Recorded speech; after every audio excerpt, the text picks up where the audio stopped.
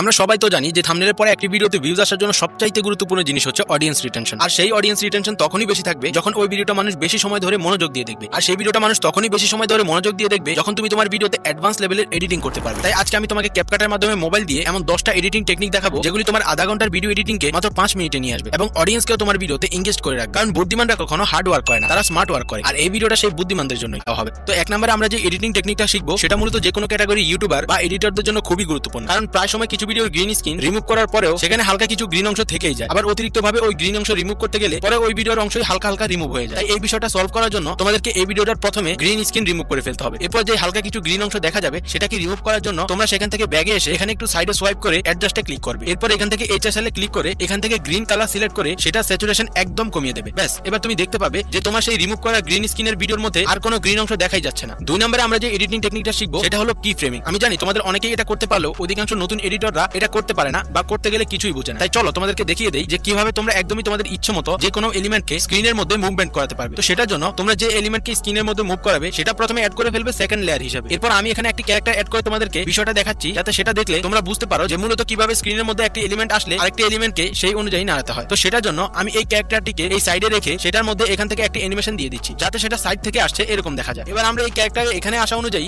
এই লোগোটিকে অ্যানিমেট করব। তো সেটার জন্য আমরা এখানে প্রথমে একটি কি ফ্রেম অ্যাড করে ফেলবো। এরপর এই ক্যারেক্টারটা ঠিক যখন সেখানে চলে আসবে ওই সময়ের একটু আগে আরো একটি কি ফ্রেম অ্যাড করে এরপর সেই লোগোটাকে সাইডের দিকে নিয়ে যাব যাতে দেখলে মনে হয় যে এই ক্যারেক্টার এখানে আসার কারণে এই লোগোটা এদিকে চলে এসেছে। এভাবে মূলত কি ফ্রেম কাজ করে। এছাড়াও ভিডিওর মধ্যে অনেক সময় অনেক অবজেক্ট কথা অনুযায়ী ছোট এবং বড় করে দেখাতে হয়। তো সেজন্য তোমরা এরকম ভাবে আবারো একটি কি ফ্রেম যুক্ত করবে, এরপর আরেকটি কি ফ্রেম যুক্ত করবে। যখন তুমি সেই কথাটা বলবে এরপর এই লোগোটাকে একটু বড় করলে দেখবে সেটা অ্যানিমেট হয়ে গেছে। আর এভাবে পুরো প্রসেসটা তুমি যে কোনো কিছুর সাথে করতে পারবে। 3 নম্বরে যে এডিটিং টেকনিকটা রয়েছে সেটা তোমার এডিটিং এর ক্ষেত্রে অনেক সময় বাঁচাবে। সেটা হলো তোমরা যখনই ক্যাপকাটে নতুন কোনো প্রজেক্ট ওপেন করো তখন দেখবে যে প্রতিটি ভিডিওর শেষে বারবার এই ক্যাপকাটের ইন্ট্রোটা অটোমেটিক যুক্ত হয়ে যায়। আবার অনেক সময় এটা ডিলিট করতে ভুলে গেলে সেটা ভিডিওর সাথে সেভ হয়ে যায়। তো এটাকে একবারে বন্ধ করে দিলে কষ্ট করে আর বারবার প্রতিবার এটাকে ধরে ডিলিট করতে হবে। এটাকে একবারে বন্ধ করার জন্য তোমরা ক্যাপকাটের হোম পেজে চলে আসবে। এরপর এই কর্নারে ক্লিক করে সেটিংসে ক্লিক করবে। এরপর এখানে দেখতে পাচ্ছ এই অপশনটা, এটাতে ক্লিক করে এখানে ক্লিক করলেই এটা সব সময়ের জন্য বন্ধ হয়ে যায়। তোমরা যারা এখনো পর্যন্ত ভিডিওটি দেখছো তারা অবশ্যই কমেন্টে যে কোনো লেখার পাশে এই চিহ্ন দিয়ে কমেন্ট করো, তাহলে তোমার কমেন্ট সবার থেকে আলাদা হয়ে যাবে এবং আমি বুঝতে পারবো যে তুমি আমার ভিডিওটি এই পর্যন্ত দেখেছো। 4 নম্বর এডিটিং টেকনিকটা হলো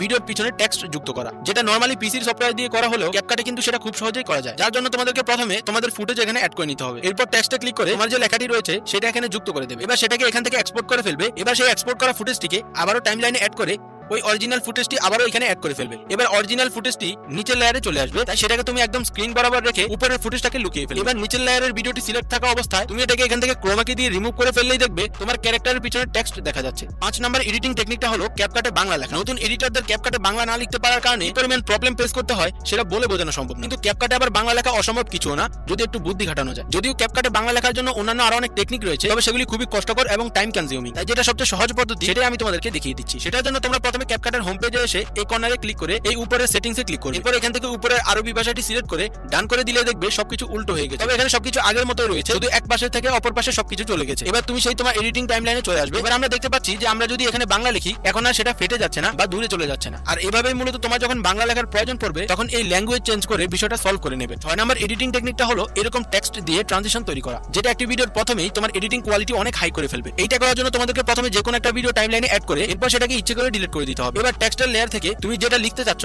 সেটা যুক্ত করে সুন্দর একটা ফন্ট সিলেক্ট করে ফেলবে। এবার এই লেখার প্রথম অংশে একটি কি ফ্রেম যুক্ত করে এরপর আরেকটি কি ফ্রেম যুক্ত করে লেখাটিকে আরেকটু জুম করবে।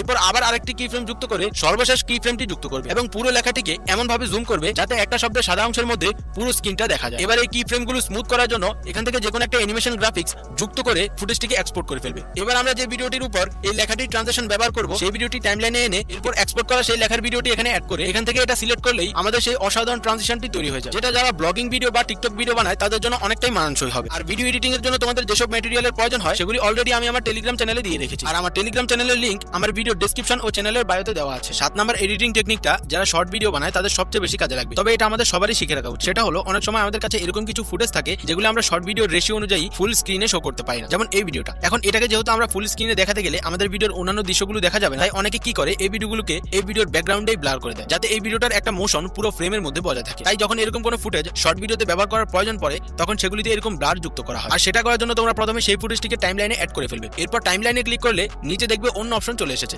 এরপর একটু সোয়াইপ করে সাইডে আসলেই দেখবে রেশিও বলে অপশন রয়েছে। সেখান থেকে প্রথমে তোমার রেশিও সিলেক্ট করে এরপর আবারও এই ব্যাকগ্রাউন্ডে ক্লিক করবে। এবার এখানে দেখবে তিনটি অপশন রয়েছে। এখান থেকে ব্লারে ক্লিক করে তুমি তোমার পছন্দ অনুযায়ী ব্লারের মাত্রা সিলেক্ট করে 8 নাম্বার এডিটিং টেকনিকটা হলো এরকম কথার সাথে সাথে প্রতিটি শব্দ স্ক্রিনের মধ্যে শো করানো, যেটার জন্য তোমাদেরকে প্রথমে টেক্সট অপশনে ক্লিক করে তোমার অডিওতে বলা প্রথম অংশের কথাটি এখানে অ্যাড করে ফেলতে হবে, যেমনটা আমি এখানে লিখছি। এরপর ওই অডিওটিতে আমি এরপরের শব্দ কি বলছি সেটা লেখার জন্য আমি এই লেখাটিকে কাট করে বাকি অংশে ওই পরের বলা কথাটি লিখবো যেটা আমি ওই অডিওতে বলছি। তো এরকম ভাবে আমি আমার ওই নির্দিষ্ট অংশের অডিওতে কি বলছি সে প্রত্যেকটা শব্দ আলাদা আলাদা করে করে এরপর তোমাদেরকে লিখতে হবে। আর সর্বশেষে তোমাদের রেজাল্টটা ঠিক এরকম হবে। 9 নাম্বার এডিটিং টেকনিকটা হলো যে কোনো এলিমেন্ট দিয়ে দুটি ভিডিওর মাঝখানে ট্রানজিশন তৈরি করা। এটা করার জন্য তোমাকে প্রথমে তোমার সেই দুটি ভিডিও শেষ ও শুরুর অংশে এসে টাইমলাইনে তোমার সেই এলিমেন্ট অ্যাড করতে হবে। এবার প্রথমে দেখানো সেই কি ফ্রেমিং এর নিয়ম অনুযায়ী তোমাকে এখানে নিচে থেকে প্রথমে একটি অ্যানিমেশন যোগ করতে হবে। এরপর তোমার প্রথম কি ফ্রেমটা যুক্ত করে দ্বিতীয় কি ফ্রেম অনুযায়ী ওই লোগোটাকে ফুল স্ক্রিনের মধ্যে নিয়ে আসবে।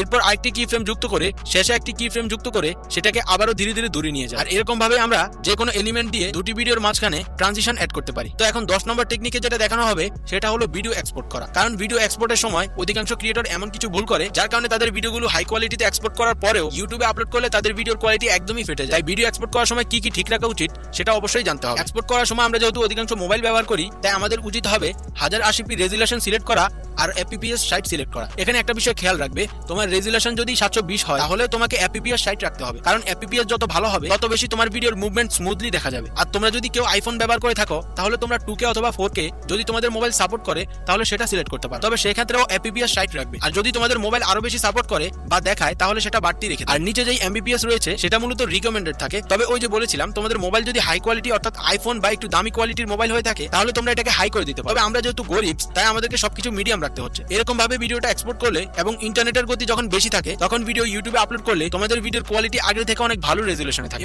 তবে তার আগে বলে দিতে চাই, যারা এখনো তাদের সমস্যা কমেন্টে লিখোনি তারা এখনই লিখে ফেলো, কারণ তোমার করা কমেন্টের রিপ্লাইও আগামী ভিডিওতে দেওয়া হবে। আর যারা এখনো ভিডিওটি দেখছো তারা অবশ্যই চ্যানেলটি সাবস্ক্রাইব করে এই অলে ক্লিক